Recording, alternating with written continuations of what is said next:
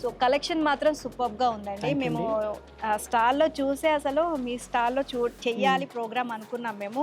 And నేను వేసుకున్న jewellery చూస్తున్నారు కదా, ఎంత యూనిక్ కలెక్షను. ఒక మందిరాన్ని అంటే ఒక టెంపుల్ని తీసుకొచ్చేసి మనకి జ్యువెలరీలో ఎక్స్ప్లోర్ చేస్తున్నారు మొత్తం కూడా. సో ఇదంతా కూడా మొత్తం మనకి టెంపుల్ లుక్ అనమాట. టెంపుల్ ఏ విధంగా ఉందో మనకి, సో ఆ విధంగా మీరు డిజైన్ చేశారు. సో ఏంటి దీని ప్రత్యేకత ఏంటండి?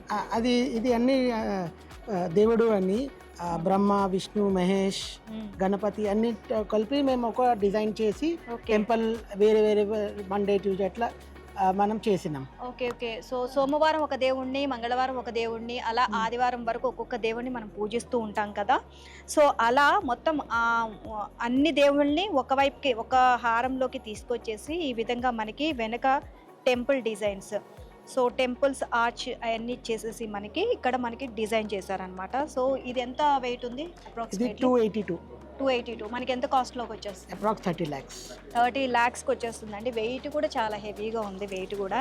అండ్ కిందంతా కూడా మనకి గోల్డ్ బీడ్స్ బాల్స్ లాగా ఇచ్చేసారనమాట హ్యాంగింగ్స్లో మనకి. అండ్ మధ్య మధ్యలో మనకి ఇది రూబీ. ఓకే.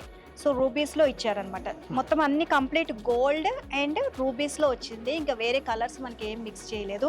అండ్ ఈ మెటల్ అంతా కూడా మనకి కొంచెం బ్లాక్లో ఉంది సార్. ఇది యాంటిక్ ఫినిషింగ్ కాబట్టి మనకి ఈ లుక్లో వస్తుంది. యాంటిక్ అంటే ఎక్కువ మీకు నకాషి ఐటమ్ ఇంకా ఎంబోజ్ అవుతుంది. ఓకే.